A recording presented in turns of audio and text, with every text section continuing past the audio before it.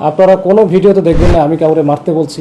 ছোট চাকু, কেচি, ফয়েল পেপার, হাতুড়ি, বাটাল, অমুক তমুক, এগুলো কি এটা এমনি এমনি থাকার কথা? তো আমার লাইফে আমার কখনো মনে হয় না যে সন্ধ্যার পরে কখনো আমি সরার উদ্যানে ঢুকেছি। আমাদের গত জাতীয় নির্বাচন হলো, এরপরে 21শে ফেব্রুয়ারি হলো। তো এই দুটোর কারণে আমরা কিন্তু দুইটা বড় বড় ইভেন্ট ছিল, আমরা কিন্তু কোনো দিকে চোখ দিতে পারি নাই। এরপরে আবার রোজা শুরু হয়ে গেল। তো এই রোজা শুরু হওয়ার পরে আমরা এমনি বিভিন্ন জায়গা থেকে বিভিন্ন রকমের আউটপুট পাচ্ছিলাম, তথ্য পাচ্ছিলাম যে এই বিশেষ করে কিশোর গ্যাং বা উঠতি বয়সের ছেলেরা বিশেষ করে, এবং আরও এরা যেমন ধানমন্ডি লেক এলাকায় খুব ব্যাপক একটা বিচরণ, বিশেষ করে যে বাবা মাকে বলে আসে যে আমরা তারাবি নামাজ পড়তে যাচ্ছি, আর হয়তো আদৌ সে তারাবি নামাজ পড়তেছে না, কিন্তু ওই যে লেকের থেকে ঘুরে বেড়াচ্ছে, ওই দুষ্ট যারা ছেলেপেলে আছে ওদের সাথে মিলেমিশে হয়তো বা গাঁজা বা অন্য কোনো মাদক দ্রব্য সেবন করতেছে। তো এইটা একটা তথ্য ছিল। আমরা কিন্তু ওইখানে লেক এলাকায় ব্যাপক একটা অভিযান দিয়েছি এবং এটা কন্টিনিউ থাকবে। এর বাইরে পাশাপাশি আমরা দেখলাম যে এই সোহরাওয়ার্দী উদ্যানে কিন্তু একই অবস্থা। ইতিপূর্বে দেখেছেন যে সোহরাওয়ার্দী উদ্যানে এই আমাদের সাম্য মার্ডার হয়েছিল। এরপরে বেশ কয়েকটা ইনসিডেন্ট হয়েছে যেখানে এই মাদক সেবন করতে গিয়ে চাকু মারা, বড় গুরুতর আহত করা, প্রায়ই কিন্তু এই ধরনের ঘটনা ঘটে। এরই প্রেক্ষিতে আমরা চিন্তা করলাম যে আমরা আসলে এমনি নিয়মিত অভিযান তো ছোটোখাটো চলেই। তো গতকালকে আমরা সবাই মিলে আমাদের সকল অফিসার, ওসি, ইন্সপেক্টর বা যারা অন্যান্য যারা ছিল তাদেরকে সবাইকে নিয়ে আমরা যে পুলিশ কন্ট্রোল রুম থেকে বেশ ফোর্স নিয়ে আসছিলাম, রিজার্ভ ফোর্স 50-60 জনের মতো। তো এদের সহ আমরা কিন্তু একটা অভিযান দেওয়ার শুরু করি। তো শুরু করার পরে যে বিষয়টা হয়েছে যে কিছু অনাকাঙ্ক্ষিত ঘটনা ঘটে গেছে, আপনারা ইতিমধ্যেই দেখেছেন যে কিছু ভাইরাল হয়েছে। তো আমরা চেষ্টা করি যে পুলিশের যে নিয়মকানুন মেনে চলে কোনো কিছু করা, তারপরেও অন গ্রাউন্ডে অনেক কিছু ঘটে যায়। হয়তো অনেক কিছু আমাদের ল্যাপস থাকে, কিছু কিছু ক্ষেত্রে আমাদের হয়তো বা অজান্তে অনেক কিছু ঘটনা ঘটে যায়। তো এরকমই কিছু ঘটনা ঘটে গেছে, কিন্তু এটা আমরা তো একেবারে দেশের স্বার্থে, মানুষের স্বার্থে, ওই এলাকার স্বার্থে কিন্তু আমরা কাজ করি।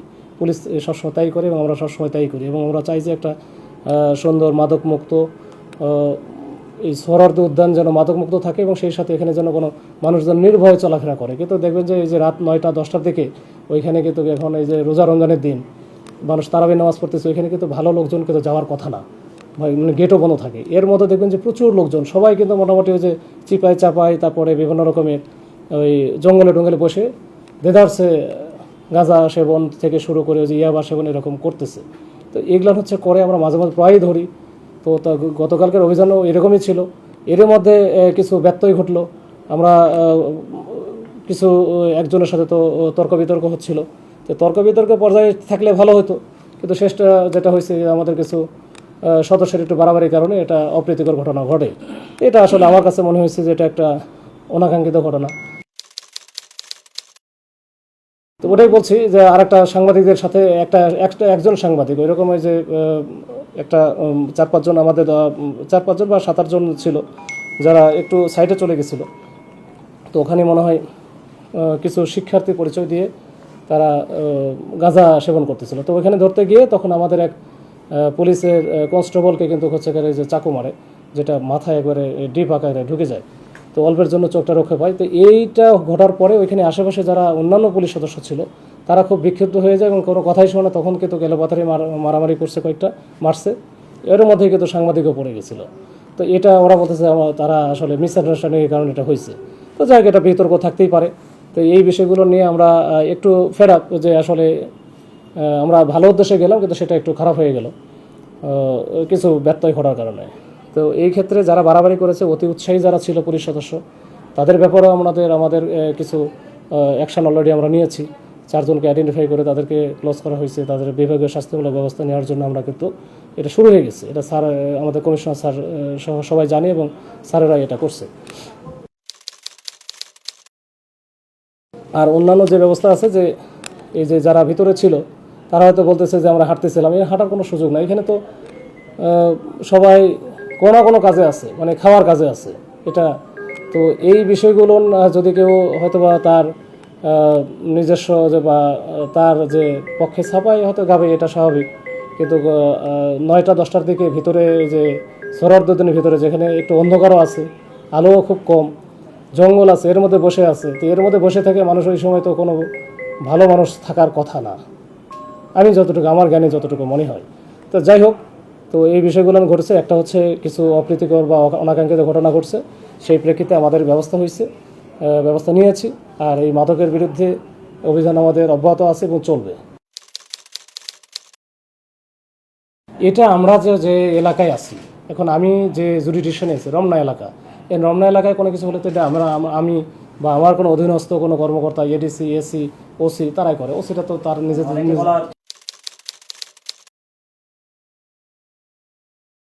এটার সাথে এটা কোনো সম্পর্ক নাই, এটার সাথে কোনো সম্পর্ক নাই। আমরা হচ্ছে খালি শিক্ষামন্ত্রী, তাহলে এই শিক্ষামন্ত্রী আসার আগে বহুবার হচ্ছে দেখেন যে আপনাদের ওই যে মিডিয়াতেও আছে যে সোহরাওয়ার্দী উদ্যানে আমরা মনে হয় 20-25 বার আমি নিজে গেছি, এবং আমার নিজের বাইরে তো বহুবার অপারেশন হয়েছে। আমরা যখন মাঠে যাব, যখন আমি কেবল তল্লাশি করবো, ম্যাজিস্ট্রেট কেন লাগবে এখানে? তো আমি তল্লাশি করবো, আমার যদি সন্দেহজনক মনে হয় যে তাকে আমার সন্দেহ মনে হচ্ছে, তাকে আমি প্রপারলি তাকে বলবো যে ঠিক আছে, জাস্ট হ্যান্ডস আপ।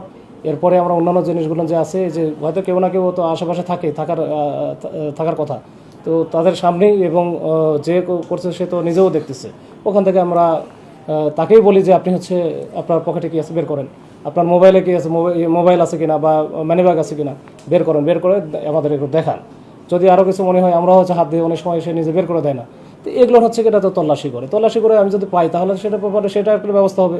যদি কোনো কিছু না পাই, অবৈধ কোনো কিছু না পাই, অবৈধ পাইলে বৈধ কোনো কিছু পাইলে তো সমস্যা নেই, কিন্তু অবৈধ যদি কোনো কিছু পাই সেক্ষেত্রে তো আমরা অন্যভাবে আমরা প্রসিকিউট করি, যেটা আমরা থানায় নিয়ে যাই, ওখান থেকে আমরা মামলা। তল্লাশির সময় তো আমাদের সিআরপিসি আছে, পিআরবি আছে। তল্লাশির সময় আমরা যেভাবে তল্লাশি করি, তো আর হাউস তল্লাশি করতেছেন, এটা আমরা অন গ্রাউন্ডে একটা মানে হুট করে একটা যে আমরা কারো কাছে অবৈধ কোনো জিনিসপত্র আছে কিনা, সেটা মাদক হইতে পারে, অবৈধ অস্ত্র হইতে পারে, ছোটোখাটো অস্ত্র হইতে পারে। তো এই অস্ত্রগুলো এটা আমি তো আপনার কাছ থেকে তল্লাশি করতেই পারি, সার্চ করতেই পারি।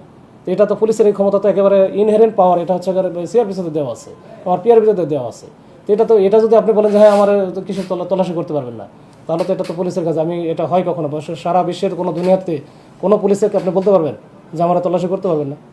তাও ওই জায়গায় আমি তো রাস্তায় দাঁড়ায় বলতেছি না, আমি তো যেখানে সেখানে বলতেছি না, এখানেই বলতেছি না যে আপনারা তল্লাশি করলাম। আমি তো কোনো একটা স্পটে গেছি, তো যেখানে সাধারণত এই ধরনের ঘটনা ঘটে, তো ওইখানে গিয়ে যদি আপনি বলেন যে আমরা তল্লাশি করতে পারবেন, এটা কোন আইনে আছে? না, যাদের কাছে পাওয়া গেল না, এখন দেখা গেল যে অনেকের বেশ কয়েকজন আছে যে যাদের এই যে তর্কাতর্কি হয়েছে, তাদের কাছে দেখা গেল খাওয়ার জন্য যে এলিমেন্টস ইনগ্রিডিয়েন্টস দরকার, যেমন হচ্ছে এই যে ছোট চাকু, তারপরে এই যে কেচি, তারপরে ফয়েল পেপার, হাতুড়ি, বাটাল, অমুক তমুক, এগুলো কি এটা এমনি এমনি থাকার কথা? এটা এমনি এমনি থাকার কথা না, আমি জানি না এটা। আর ওইটা যদি আমরা ডোপ টেস্ট করতাম বা কোনো একটা ওই যে এই মাদক সেবনের জন্য যেটা, এটা হয়তো পেয়ে যেতাম, কিন্তু আমরা ওটা ওইদিকে যাই নাই। যখন শুনছি ঢাকা ইউনিভার্সিটির স্টুডেন্ট, আমরা কিন্তু আসলে খুব বেশি ইয়ার মধ্যে জানছি। ঠিক আছে, আমরা খালি এটা ইনশিওর করছি যে ভাই রাত্রে এই যে রোজা রমজানের দিন নামাজ কালাম পড়ো, না হলে তারাবি নামাজের সময় মানুষের ডিস্টার্ব করার দরকার নাই। যদি না মনে হয় নামাজ না বলে, কিন্তু অন্যদিকে এইখানে অন্ধকার, বিভিন্ন লোকজনের আনাগোনা থাকে, এইখানে কেন? তোমরা যা পড়াশোনা করো, এলাকায় থাকো। ওই যে ঢাকা ইউনিভার্সিটির ভিতরে অনেক জায়গা আছে, খুব সুন্দর সুন্দর জায়গা আছে, মল চত্বর আছে, ওই হাকিম চত্বর আছে, বা অন্যান্য অনেক ভিসি চত্বর আছে, অনেক জায়গা আছে। আমরা তো পড়াশোনা করে আসছি। তো আমার লাইফে আমার কখনো মনে হয় না যে সন্ধ্যার পরে কখনো আমি এই সোহরাওয়ার্দী উদ্যানে ঢুকেছি। বেয়াদবির বিষয় না, আসলে এক একজন এক এক রকমভাবে রিয়্যাক্ট করে। আর যারা মাদক খায় তারা একটু অন্যভাবে রিয়্যাক্ট করে, এটা আমরা বুঝি। তো তারপরে এটা আমরা এই পরবর্তীতে যখন আমরা যাব, তখন এই বিষয়গুলো আমার মাথায় থাকবে। আমরা তো আস্তে আস্তে শিখি, তো শিক্ষা নিতে নিতে একটা পর্যায়ে গিয়ে আমরা হয়তো বা একটা পর্যায়ে আমাদের যদি কোনো ব্যত্যয় থাকে, কোনো জায়গায় ত্রুটি বিচ্ছুতি থাকে, সেটাও সামনে আমরা ঠিক করে নিব। কারোর সাথে কথা বলার ধরনের ক্ষেত্রে হয়তো বা মনে হতে পারে যে সে বেয়াদবি করছে, আমার হয়তো উল্টা দিকে আমরা রাগ করছি, তো আমরা এখন থেকে রাগ করবো না, মানে এই বিষয়টা এরকম আর কি। না, দ্বিমত পোষণ না, যে আমি যেটা করতে চাই, যে আমি যদি তাকে সার্চ করতে চাই, সে যদি আমাকে সার্চ করতে না দেয়, তাহলে তো এটা বাধা না, তাহলে তো অবশ্যই তাকে আমি নিব। আচ্ছা, এই বিক্রেতাদের এটা গিয়ে একটু ওই যে আমাদের এই যে তালিকাটা, যে আমরা গত 2 মাসে কি করছি, তো আমি যতটুকু জানি যে গত 2 মাসের মধ্যে আমরা এই শুধুমাত্র সোহরাওয়ার্দী উদ্যান থেকে মনে হয় 100-র মতো যারা মাদক ব্যবসার সাথে জড়িত, এই যে বিশেষ করে মহিলারা, এদেরকে কিন্তু ধরে, এবং এটা কিন্তু আমাদের জুডিশিয়াল ম্যাজিস্ট্রেট যে আছে মোবাইল কোর্ট করে, তাদের মাধ্যমে আমরা কিন্তু বিভিন্ন মেয়াদে সাজা দিচ্ছি। এটা তো 100-র উপরে হবে, কিন্তু এটা কেমনি যেন আমরা বুঝি না, যে যতই আমরা দিচ্ছি নতুন নতুন আসতেই থাকে, মানে এটা বন্যার পানির মতো কোনো না কোনোভাবে চলে আসতেছে। তো এইটার আসলে কুল কিনারা আমরা পাচ্ছি না। এটা আরও ওয়াইড রেঞ্জে কাজ করতে হবে। এখানে কিন্তু শুধু আমরা কাজ করি না, এখানে ওই যে মাদকদ্রব্য কাজ করে, তো এখানে প্রক্টোরিয়াল টিম কাজ করে। তো সবাই মিলে আমরা চেষ্টা করলে হয়তো এটা হবে ইনশাল্লাহ। কালকে দেখেন, আমরা যখন দায়িত্বে থাকি অনেক কিছু দায়িত্বে থাকলে এটা দায়িত্বের ক্ষেত্রে অনেক কিছু করতে হয়। আরেকটা জিনিস বলি, আপনারা কোনো ভিডিওতে দেখবেন না আমি কাউরে মারতে বলছি, নিজে মারছি বা নিজে পিটাইছি। বরঞ্চ আমি যখন ওরা মারতেছিল আমি ঠেকাতে গিয়ে কিন্তু আমার কালকে মাথায় বাড়ি লাগছে।